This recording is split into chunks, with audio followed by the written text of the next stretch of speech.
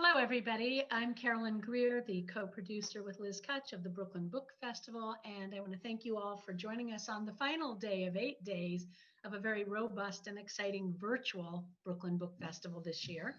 I'd like to direct your attention, if I might, to two important buttons under your screen, and the one says Buy Books, and that's a chance to buy any of the books that you haven't previously bought from TUI. And I just want to welcome all you Fanwings. We're very, very excited to have TUI T. Sutherland here with us today. And I'm going to turn the program over now to Maria Falgu, who is the head librarian of the Brooklyn International School, to have the conversation. I'm Carolyn Greer, thank you. The co-producer with Liz Kutch of the Brooklyn Book Festival. Hi, I am Maria Falgu, and I am delighted to introduce TUI Sutherland today. And we have so many exciting questions, and we'll have fan questions as well. The first question I have is, what is the inspiration behind the Wings of Fire series, and why did you want to have dragons be at the center of the whole thing? Thank you, Maria, and thank you, Brooklyn Book Festival, for having me. This is super exciting to get to do this today. I feel like all I've done for the last 2 weeks is figure out my children's remote school Zoom calls and which link they're on at what time. So to get to talk about books and be an author for a little while is pretty fun. I will warn you before I answer your question, sorry, just that my kids are doing PE and music in other parts of this house. so there might be some thumping, there might be some singing. I'm hoping none of it penetrates the office, but it could be a little noisy. And I put one of them in the basement, so at least it's not recorder. They have recorder on Wednesdays, and I was like, that would be much worse and much noisier. But anyway, so about the books. So Wings of Fire, I got started thinking, it started with a conversation with my agent where he said, have you ever thought about doing an all dragon series? And I was like, I love dragons. I've always loved dragons. Anne McCaffrey's Dragon Riders of Pern series was one of my favorites when I was a kid. I read Dragon Song especially. That's the one that I love. And I thought, wouldn't it be cool to do a story where it's all from the point of view of the dragons? And actually, there's another book that got me started thinking about it, which is Tooth and Claw by Jo Walton. It's super different from Wings of Fire, and it's a grown-up book, as I like to say. But it's really cool. It's kind of like she says Anthony Trollope, but with dragons, or if you don't know him, Jane Austen-ish, but with dragons. And so that sort of thinking about dragons and what it would be like to have a whole society of them got me started thinking, wouldn't it be cool to write this whole series where the dragons are the heroes and they get to have all the adventures and save the day and fall in love and do all the fun stuff that the humans normally get to do. And there would be humans, but mostly they would just get eaten a lot. So that's what happens to them usually, except in the most recent book where you finally get to see the point of view of the humans. And one of the things that I love to do, so this one is Dragon Slayer, where it's all what the humans are thinking while the dragons are trying to eat them. And so one of the things I love to do in all the things I write is tell the story from one point of view and then flip it around and tell it from another point of view. I love the way that characters can reveal more about, once you think Sunny because of how Clay sees her and how Tsunami sees her. But then you get to Sunny's book and you're like, oh, there's a lot of other stuff going on that you don't necessarily see from the outside, which is clearly true of people in the world. And I kind of see it that way too. The whole series is taking all of the human stories of dragons and flipping them around to be what were the dragons thinking? And that's why it was pretty fun after 13 books to be and now flip it back. And what are the humans thinking? So that's just kind of a fun thing I like to do is try to see things from other points of view. So the series kind of gave me an opportunity to do that. And plus with dragons who, are giant teenage superheroes, they can fly and set things on fire. So what's not fun about that? What can you tell readers to expect from the next core novel, book 14? And could you read a little excerpt from it? Yeah, of course. So book 14 is called The Dangerous Gift. And it's the main character is a young Icewing Queen named Snowfall. And so with each, like, so right now, all of the books kind of go in these 5-book arcs. So like 1 through 5 was the Dragonette Prophecy. 6 through 10 was like the Jade Mountain and the Rise of Darkstalker. And then this series, 11 through 15, took us to the other continent, where we got to meet like a whole other set of tribes and learn about kind of what was going on over there while we were all having adventures over here.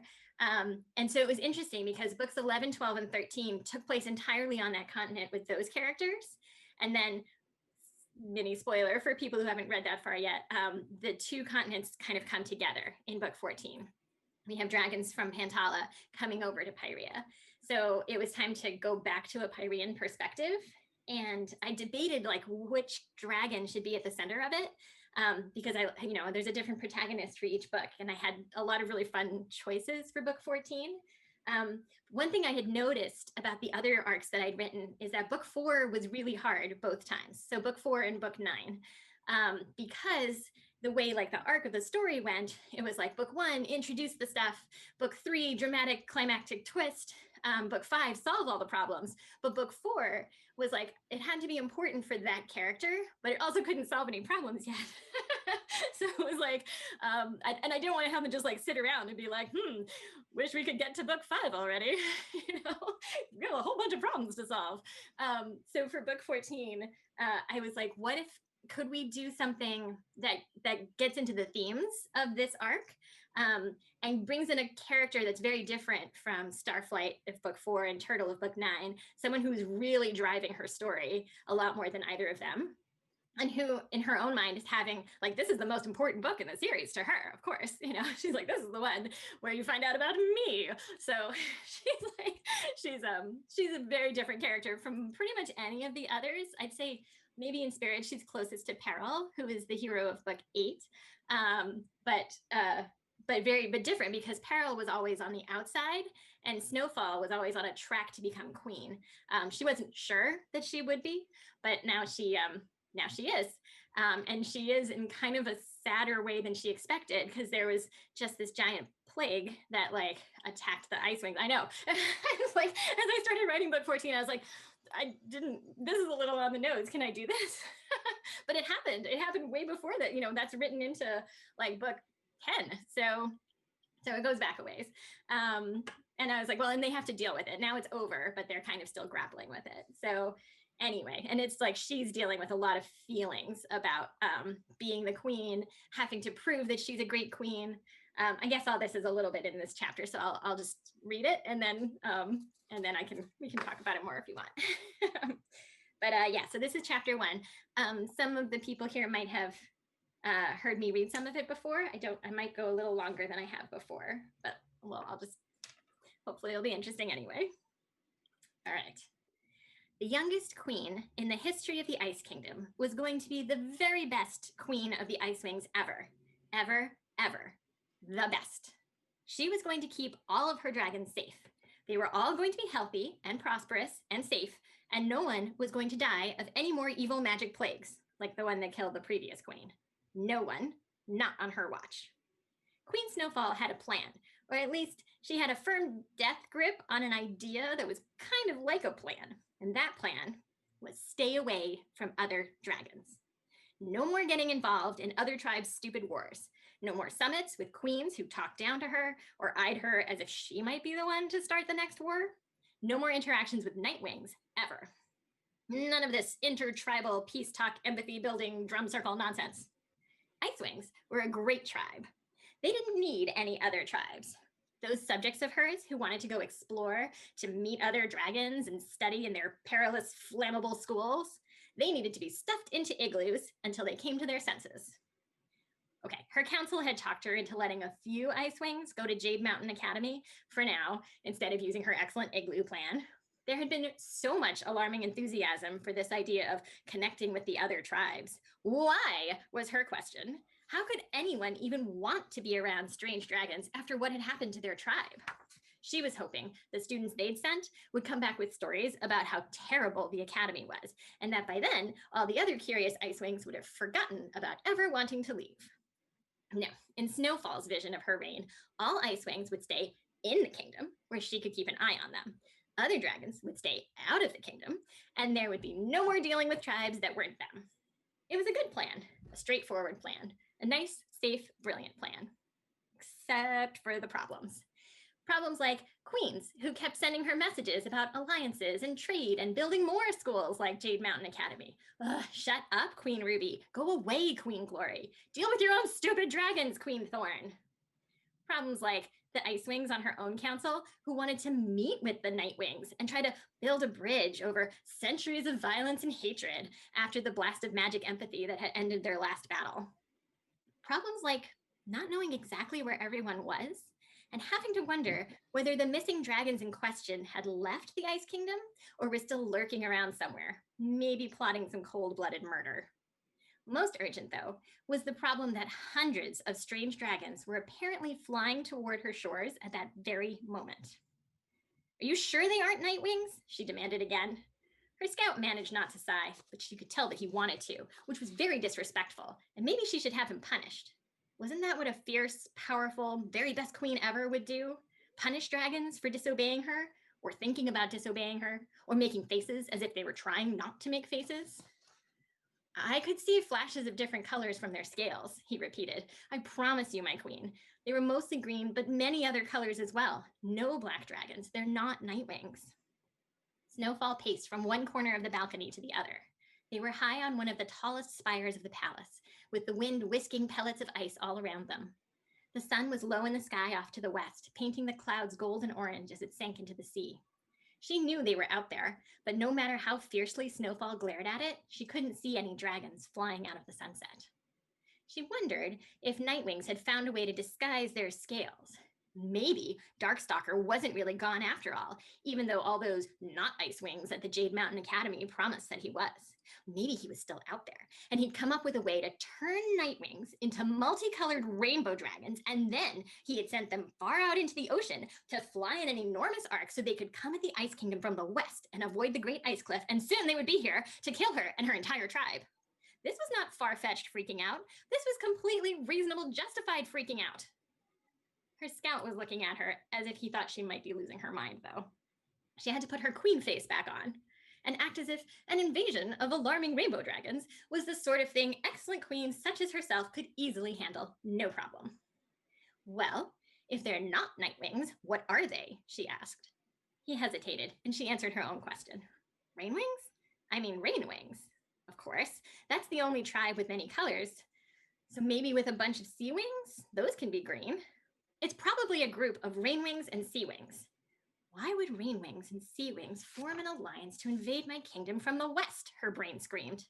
Coral and Glory have betrayed me. They decided I'm too young to be queen and they're coming for my throne, which is very unfair because Glory is the same age as I am and she's queen of 2 tribes. Okay, all right. Queen Glory probably wasn't coming to depose Snowfall because of her age. See, her brain could figure that out. And so it was, ipso facto, working perfectly reasonably. And that meant all these other worries were entirely legitimate.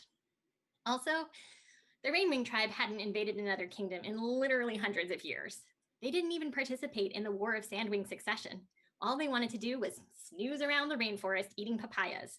They would be an utterly useless invasion force. If Glory did want to invade another kingdom, she'd have to do it with her Nightwings, who liked attacking and killing and stabbing and violence and lying and destroying things. So maybe Glory found a way to turn Nightwings into rainbow dragons and sent them this way, and so they are Nightwings after all. Snowfall rubbed her head, which was throbbing as though someone had shoved icicles through her temples. I don't think the Rainwings and Sea Wings would attack us, the scout said cautiously. Is your job thinking? Snowfall shouted, making him jump. Are you an expert thinker? Did we accidentally assign you to scouting because we missed your giant amazing brain and all the amazing things it could have shared with us? Does it seem likely that your thinking would interest me? No, Your Majesty, he stammered. No, she agreed. You are a scout. Go scout again and come back with real, actual information. He flew away immediately, and then she spent 7 minutes worrying about whether she'd been too harsh with him and whether an excellent queen would have said any of that and whether a certain sister of hers would have been more serene and therefore more excellent, and then another 12 minutes growling at herself about how excellent queens didn't second guess themselves and how she needed to be more decisive. And then she realized that she was accidentally thinking about murdery Nightwings trying to murder her again, and she had to lie down and cover her face for a moment. When she finally sat up, her Aunt Tundra was standing in the doorway of the balcony, watching her with impassive, raised eyebrows. "Hello," Snowfall said haughtily, thinking to herself, I was definitely not panicking. I was resting my eyes in a very normal, queenly fashion. I do not need to explain myself. I am the queen, and therefore, whatever I do is queenly, no matter what her eyebrows think. "Good evening," said her aunt. "It is time for the wall." "Of course it is," Snowfall said. "How marvelous. My favorite part of the day." Tundra had a face that repelled sarcasm. No matter what Snowfall said, no matter her tone of voice, it all slid right off that frozen expression. Tundra inclined her head slightly and held out the jeweled box that contained the Icewing crown. As a little dragonette princess, Snowfall had looked forward to wearing the crown her entire life. Diamonds, sparkles, power, everything she'd always wanted. Until the moment it officially became hers, when it became clear what Queen Snowfall had had to lose to get it. And now it was her least favorite thing in the world. Well, maybe Tundra's face was her least favorite thing in the world, but they usually came together, so she could hate them both simultaneously.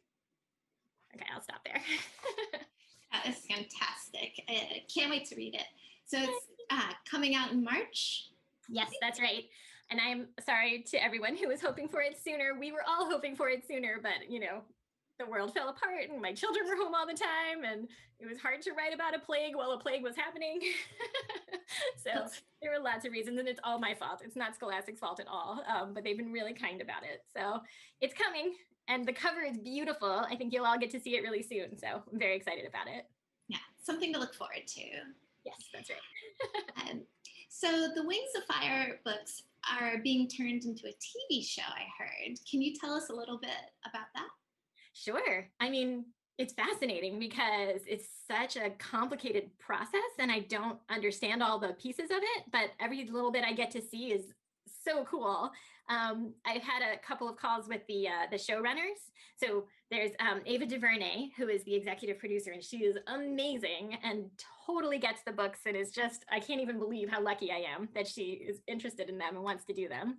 And then there's Dan and Krista, who are working right now on figuring out the art style and where the show might actually happen, like what network or what streaming service. So we're not sure about that yet.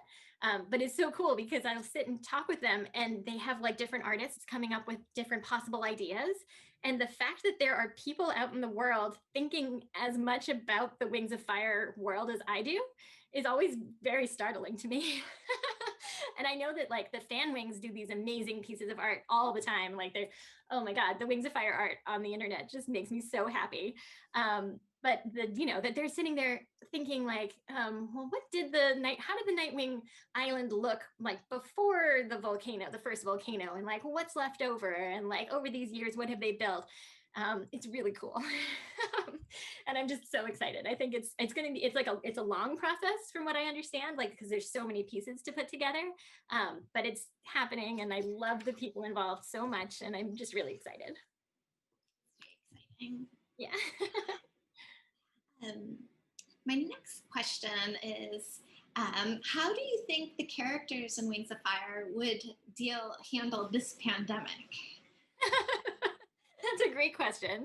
I mean, yeah, it would almost be fun to write like a whole just like Wings of Fire dragons in quarantine series.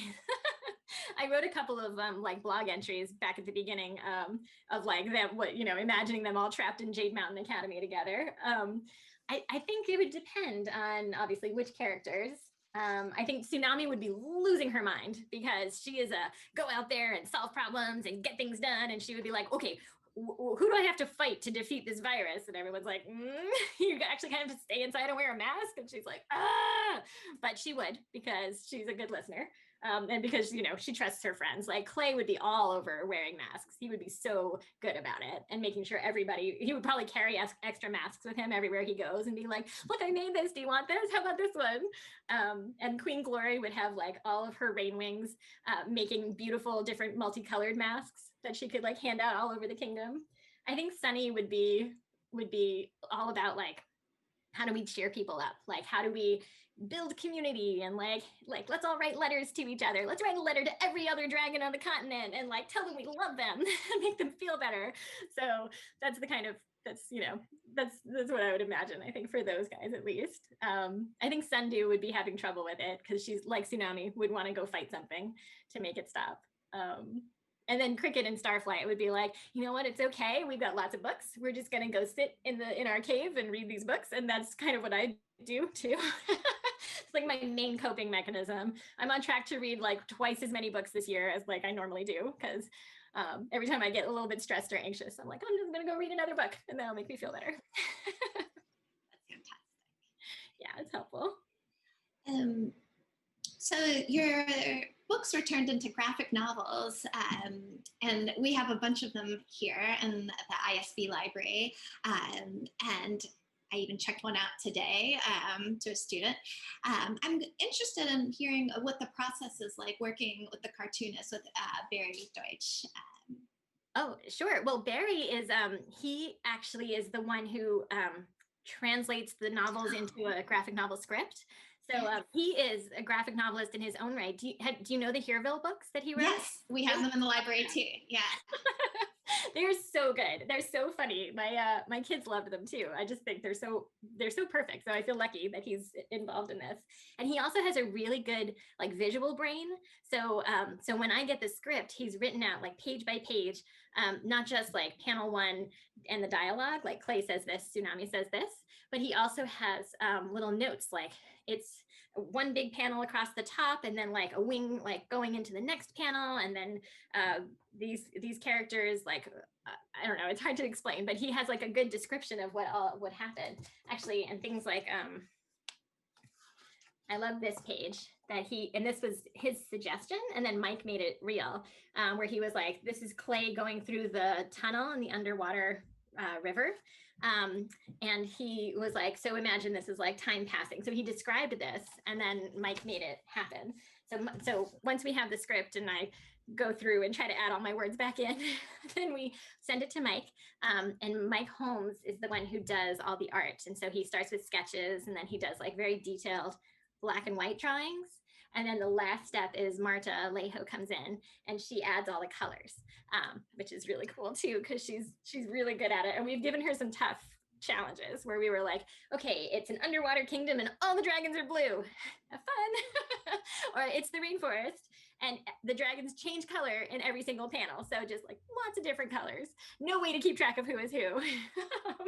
But she's great at it. I mean, the combination of those three like amazingly talented people is, I can't believe how lucky I am, and how cool they look. So book 4, the 4th one, is coming out soon, December, I think. Yeah, so it's and that also looks really cool. I'm very excited about it. And we're working on the manuscript for the 5th one right now. Wow. So Barry's finished it. It's on my desk, and I am working on it. So exciting. It is really exciting. So I have a list of some questions from your fans, from your Fanwings. The first one is, what is something that you've always wanted people to notice about Wings of Fire, but you never felt was properly noticed?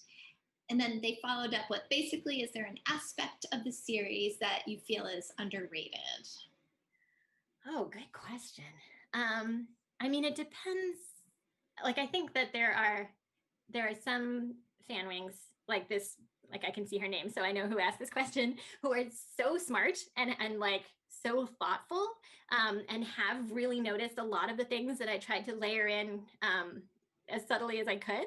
So I love that there are some Wings of Fire readers that are thinking about not just the world, but also about the themes. Like there's definitely, like for me, I try to like have a theme for each 5-book arc. And I can tell by talking to readers like that they are really hearing them and thinking about them and discussing them, which makes me super happy. But let's think. I do at the beginning, I mean, I think I've talked about it enough now that it's not completely undernoticed, but the fact that I was thinking a lot about parenting when I started out, and like how you can be like what parenting will do to a character. And like, I mean, because I had just had my little boys, and so it was front of mind for sure. And like how they could turn out okay no matter what their parents were like. And so I think with each character, that's something I think about a lot is, I start with like, well, what was their family like? Did they have brothers and sisters? Did they have, what were their parents like? And how did they affect them in some way? So that comes through, I think, in book 14. She's definitely wrapped up a lot in the whole thing about her mom and who died in order to make her queen. And her mom, this comes up in chapter 1. So I think I can tell you that her mom actually had 3 sisters to choose from. So it's Snowfall, Crystal, and Mink. And her mom, like on her deathbed, was like, I don't want another War of Sandwing succession. So I'm choosing who's going to be queen next. And you all have to promise not to fight each other. And Snowfall was like, oh man, she's going to choose Crystal, who's older and never yells at anybody. But she doesn't. She chooses Snowfall. And Snowfall is, for the whole book, like, why did she choose me? Was it the right choice? Can I prove that it was? And like second guessing herself. So as you saw in that section, she has a lot of anxiety that she's dealing with as well. So so like her relationship with her family is a big part of that. It's a very long answer, sorry. The next person asks, will we learn more about Clearsight and the beetle wings and the history in the future? Yeah, that's a good question. Well, actually, one of the many things that we're working on right now is a guide to the whole world of Wings of Fire, which I've sort of mentioned to other readings to some of the readers before. And so we just had a big meeting about it, thinking about like, how do we divide it up and like, what do people need to know from each tribe? So I think there'll be a little bit more about the beetle wings in there. But I also want to go back to the Legend of the Hive and get into that a bit more about Pantala. So I have to figure out exactly which stories will fit in, but I would love to hear from the readers, like what they're most interested in seeing in that guide. Because I know that over the years, people have been like, will you ever answer this question? And I'm like, when we do the guide. And now I wish I had a list, but hopefully we'll get to everything. Because there's a lot that has been hinted at in the background. Like everyone keeps asking about the scorching, and I've always been like, when we get to the guide, it'll be there. So we'll have to do something about the scorching to clarify some of that. Anyways, yeah, so I'm really excited. That's going to be a really fun project too, because it'll be lots of little bits of information that people don't necessarily know yet. Next reader asked, in book 8, Chameleon mentions a kingdom without any heirs is in perpetual danger. I think all the queens learned from what happened to Mudwings a couple of centuries ago. What happened to the Mudwings then? See, this is the kind of like close reading that I love. That's another question that I'm pretty sure we're going to get to in the guide, because I like doing that. I like dropping in hints to the history. And I think the Mudwings have been sadly sort of underrepresented in the books. And I'm aware of that. I've had people ask me like, where's our next Mudwing book? So, but they're in my head. I think about them a lot. And I love their whole sibling like situation that you learn about in book 1. So that's something that I'm hoping we'll get into in the Mudwing section of the guide, include some of their history and some of their like greatest queens and how like all of that came to be. So yeah, good question. So the next fan wrote, if a dragon had tried to use a dream visitor to visit Darkstalker during his 2,000-year sleep from the enchanted bracelet, would they have been able to contact him? And was he dreaming or in a dreamless sleep? Or was he having nightmares? Oh, no. That is such an interesting question. I never really thought about that. But my instinctive answer is he was not dreaming. He was like completely under. So he was not even aware that time was passing. So I don't think you would have been able to reach him with a dream visitor. I would have been very interesting if you tried, but also it would have to be someone who'd ever seen him, because you can only dream visit people or dragons that you've seen before. So that would only have worked for like the first, 100 years after he went under the mountain. But yeah, no, I don't think it would have worked, especially because then Clearsight might have tried actually. And it's probably better for her that she didn't. The next question is, will we ever learn more information about the human cities or the societies in the future? And will you ever make a book about the scorching? Oh, there's the scorching question.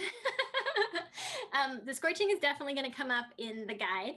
We're going to have a little more information about it there. I don't know if if I would do a whole book about it, I'd have to get, like, I have the idea, like the sort of like what happened, but I don't have any of like the characters worked out. And for me, like, that's when I want to write a book, is when I know who the characters are and like why I'd be excited about them. So if in the course of writing that section of the guide, like I hit on a character that I'm excited about, I guess it's possible. But right now the plan is just to explain it in the guide itself. And then what was the other part of the question? Was let's see, sorry, I have here. I know, I'm sorry. Well, we So, have about a whole bunch of questions just came up in my thing. So it was, will we learn more information about human cities and societies? Oh, right. Yeah. Well, so it was fun in Dragon Slayer to finally like give names to all of the scavenger dens that I've sort of known about but hadn't like gotten into. And it did make me have sort of to figure out you know, what's their societal structure like, and like who's in charge and how do they figure that out.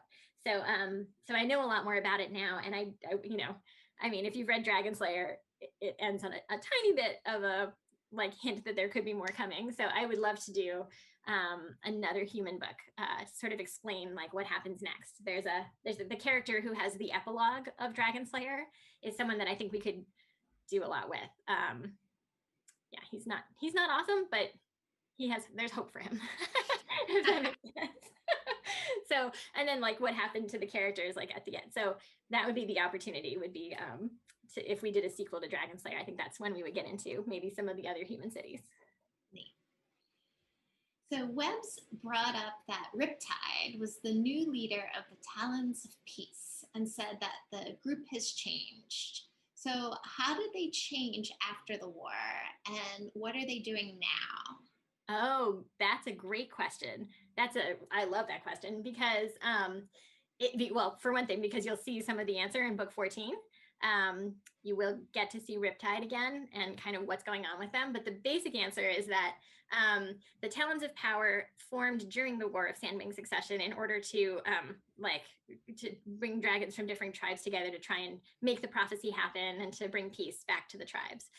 But a lot of that meant that they had to sort of abandon their queens. They had to leave their tribes and their homes in order to, because their queens would not have been pleased to discover that they were not like fighting on, you know, in all the battles. So it ended up with this group of dragons, many of whom like formed really strong friendships and relationships. And so when the war was over, it was hard to go home. It was hard because if they had gone home, first of all, they would have lost those other dragons. Like one goes to the Skywing Kingdom and one to the Sandwing or whatever. So a lot of them wanted to stay together, and a lot of them felt like it wouldn't be safe to go home yet, depending on who the queen was that was still in charge there. So I think by now most of the queens are like pretty decent.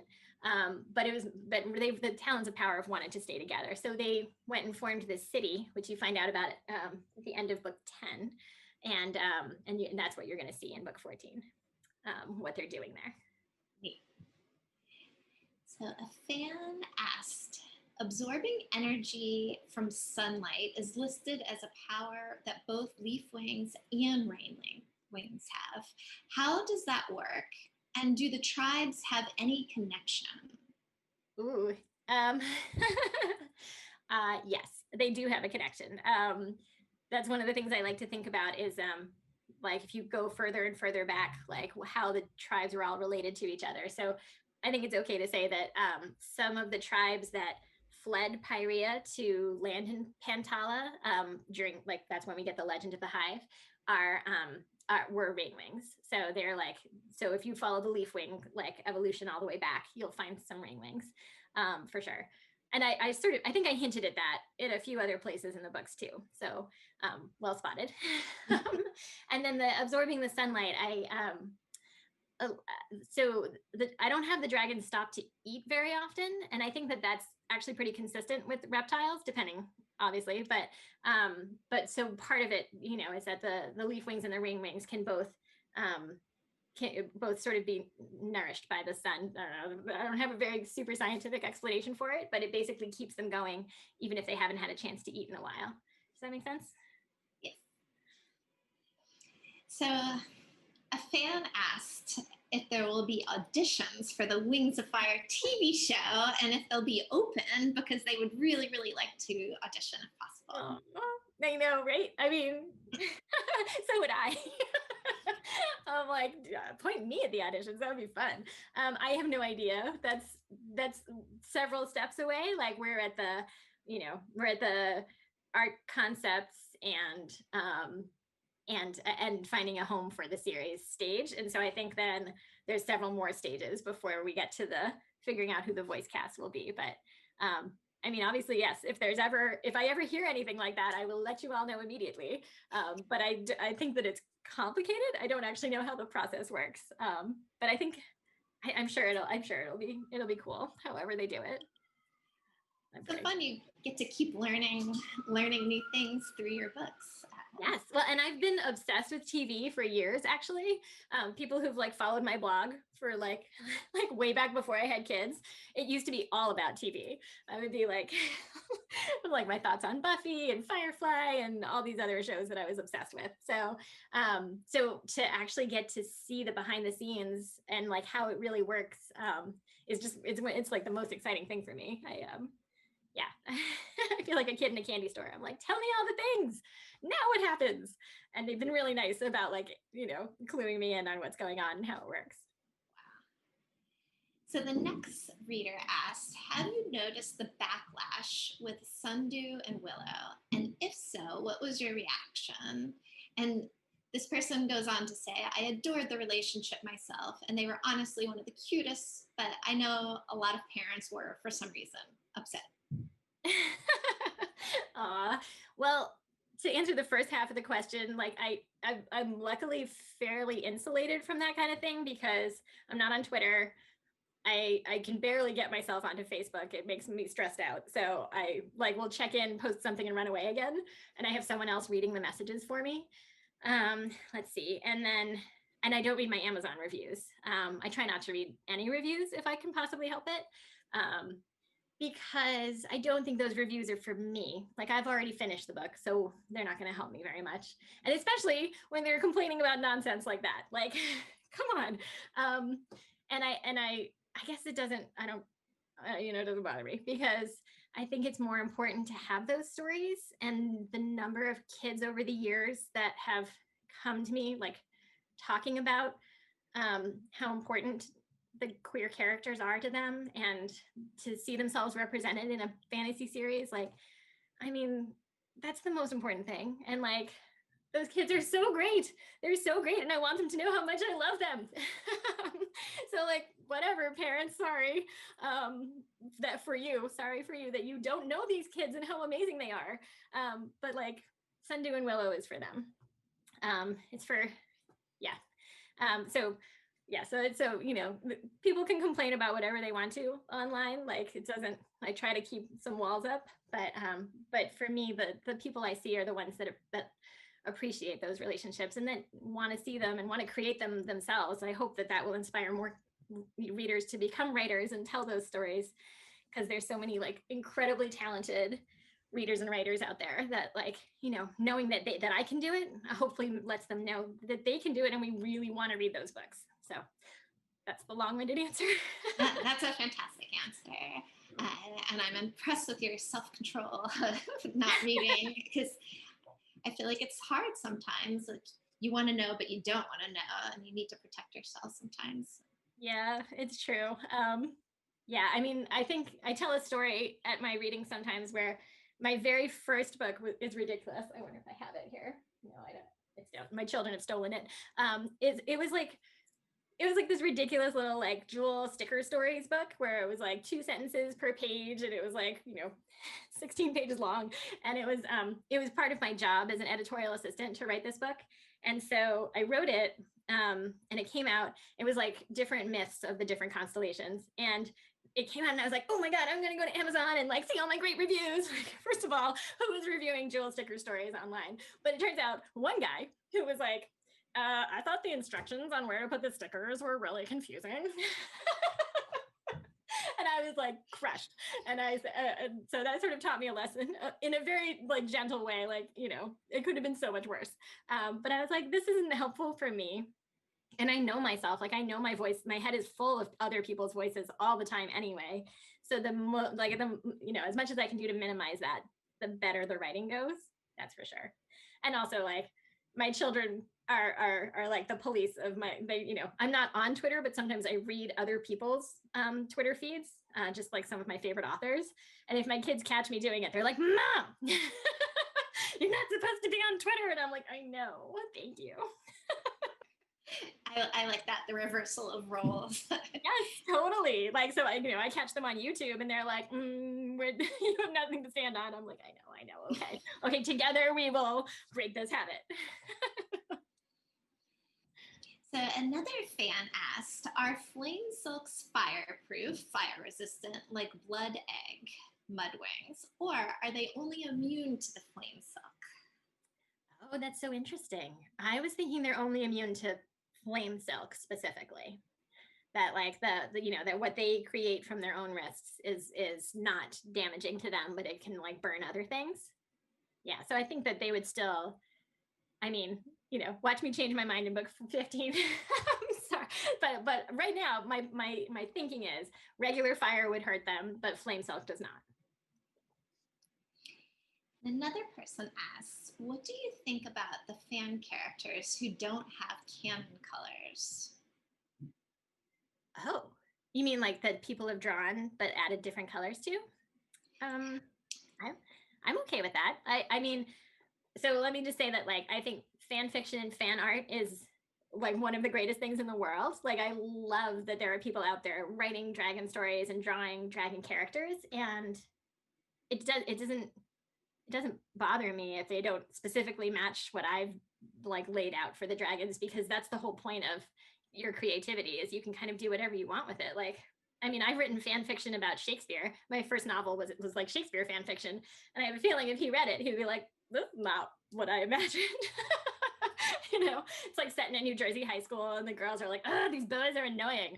So, so not what he had in mind, but it was like, you know, but I think that, I think the great thing about fan fiction and fan art is like taking something you love and then letting yourself be inspired to go in your own direction. And I'm always fine with that. Like, I think it's really cool, actually.